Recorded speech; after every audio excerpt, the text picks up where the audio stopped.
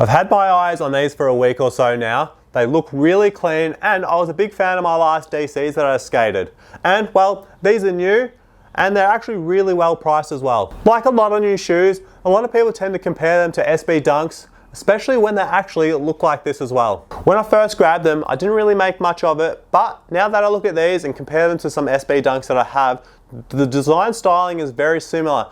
You might even sort of go to the left effort to say that they're like a DC Dunk, but we'll talk a little bit more about that a little bit later on. Hey guys, welcome back to the channel. I hope you're going well wherever you are. And the other day, I dropped down to Fast Times in Eastland and picked up the new DC shoe, the DC Manteca 4. This is a DC favorite from the early 2000s, but they have updated it by making it a little bit more slimmer and adding more durable materials. So today we're just going to run over the details of the shoe, how it feels on foot, the sizing, just some of the common things about shoes and stuff like that, and how they feel like in the first couple of sessions that I've been skating them. The upper material changes depending on what colorway you get. On this colorway, it's a nubuck through the ollie area and toe box, just those black areas. And then the actual toe and heel that is red is a smooth leather there is small additions as well of canvas around the heel collar and the mid panel just to help with that breathability. Speaking of the mid panel, there's these holes that are actually functional for once, which is a great addition. The eyelets go all the way through for breathability,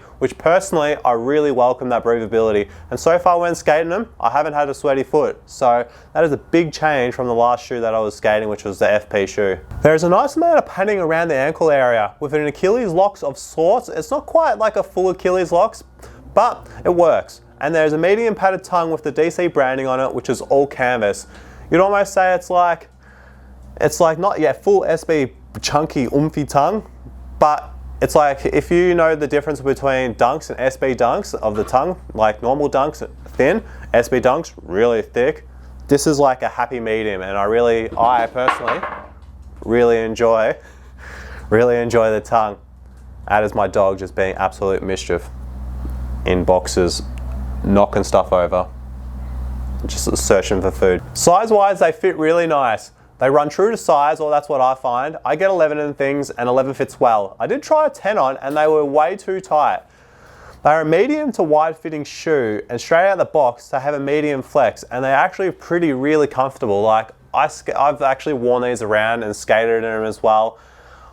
Straight out of the box, comfy. And like that flex, a nice little bit of flex there, so it's just like, it's giving you that broken in feeling, and overall, so far, it's just a really comfy shoe to wear. I really think all that comfortability comes from like the outer sole and the midsole, because this insole will do absolutely jack shit because it's so thin.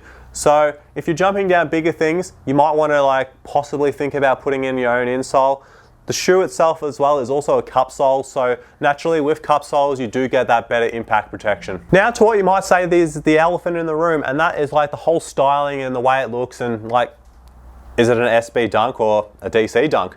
Let's start off with the toe box. The ollie area follows the same shape here pretty much, but the DC does have triple stitching.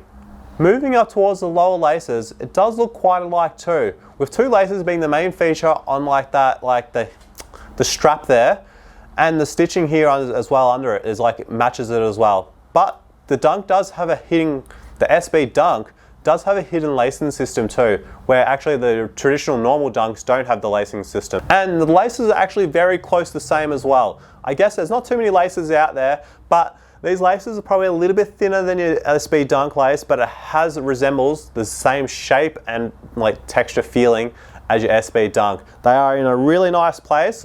Personally, I don't see myself ripping any of the laces anytime soon. So I do like the lace positioning on these, and I didn't rip my laces in my SB Dunks anyway. The mid and heel blocking even has a resemblance with how it is structured, as you can see here with this colorway. Even how it wraps around the heel a little, and then you have the tread, which patterns are different, but they both have that dot and breakaway tread in this that is quite similar, and way it opens up. And look, I don't know if I'm looking into it too much, but it's pretty much a DC Dunk. And really, I'm not angry about it, because so far the shoe is wearing really well, it's skating really well, it looks really good. Especially there was this UNC colorway, and that's the funny thing. There's they got this blue and white colorway that is looks like UNC, like a Jordan, like an Air Jordan 1 or something like that.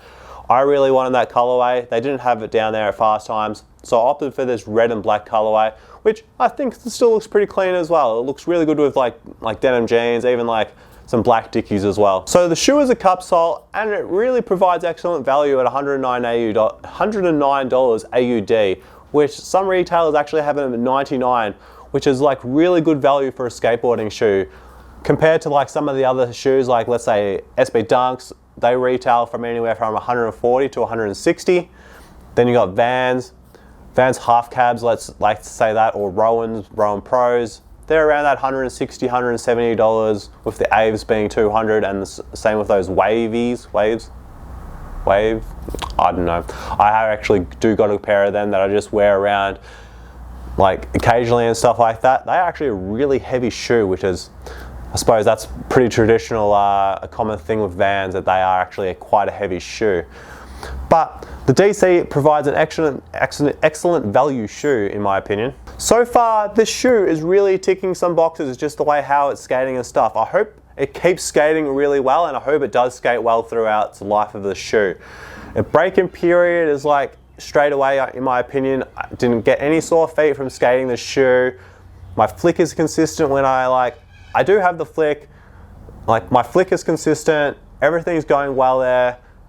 I didn't get sore feet from the session. Plenty of board feel straight away.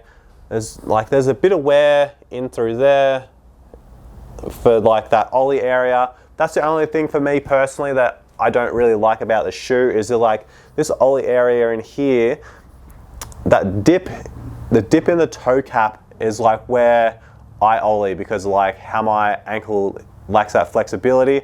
So this ollie patch here is like insignificant, because it's like pretty much where my little toe is, where that area is. But that is triple stitched, so hopefully that holds up for a little longer, and a lot longer than the S ones, because even though the S shoes were triple stitched as well, that they open up straight away. But the Nubuck's holding up well. There's been hardly any marks there, just a couple of like scuffs and stuff like that. The shoe, like, so far the shoe is like something I'm really enjoying. I enjoy the way it looks, I enjoy the way it skates, it is really comfortable. I'm going to keep skating this shoe and report back on to you guys. So make sure, if you like the video so far, hit that like button, subscribe if you're not already, hit on that notifications button that's somewhere, find it, hit it, I appreciate it. So you don't miss when I post my full review of this shoe and full wear test, because I'm going to try and keep getting out in between the rains and stuff like here in Melbourne. Get a few more sessions on this shoe and the Anti-Hero deck that I've been skating as well, which I don't know, personally I'm having a bit of teething issues on that Anti-Hero deck. I don't know if it's just like me being like skating shit of late, but it's just like, yeah, some things I'm really struggling with on that deck.